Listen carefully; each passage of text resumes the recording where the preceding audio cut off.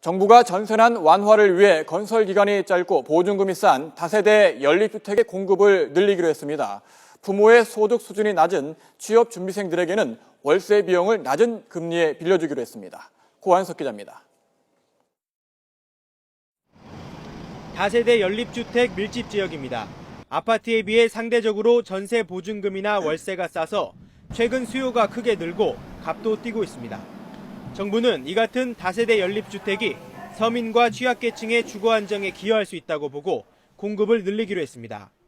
내년에 LH 등이 건설하기로 한 공공임대주택 7만 호 가운데 일부를 다세대 연립으로 짓고 민간이 지을 경우에는 금리를 싸게 용적률과 층수 제한도 완화해주기로 했습니다. 다세대 연립주택은 공사 기간이 1년 이내로 짧아서 전월세 수급 상황에 빠르게 대응할 수 있다는 겁니다. 민간의 다세대 연립주택 건설 시 기금 지원을 강화하고 공공임대아파트 건설 물량 중 일부를 공사기간이 짧은 다세대 연립주택으로 공급하도록 하겠습니다.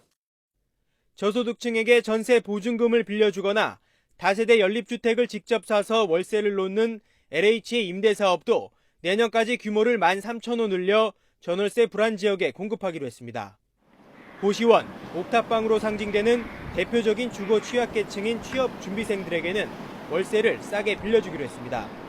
부모의 연소득이 3천만 원 이하이고 졸업 후 3년이 지나지 않았다면 연 2% 저리에 한 달 30만 원을 대출해 줍니다. 앞으로 2년 동안 500억 원이 투입돼 7천 명 이상이 혜택을 입을 것으로 보입니다.